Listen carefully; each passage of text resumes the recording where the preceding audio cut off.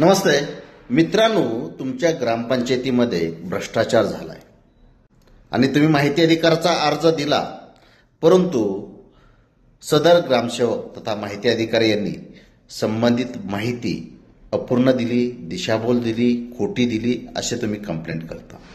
ह्याच्यासाठी एक सोपा मार्ग मी तुम्हाला सांगतो। माहिती अधिकाराचा अर्ज करायचा आहे तुम्ही स्पष्टपणे कलम 6(1).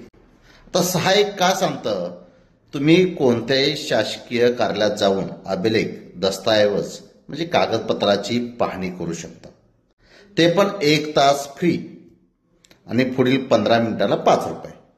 आता तुम्हाला जर असं वाटतं की आपल्याला दिलेली कागदपत्र खोटी आहेत, अपूर्ण आहेत, तर तुम्ही कलम 6(1) नुसार त्या माहिती अधिकारी तथा ग्रामसेवकांना अर्ज करा आणि ते ज्या दिवशी तुम्हाला टाइम देतील त्या दिवशी तुम्ही तिथं हजर राहा।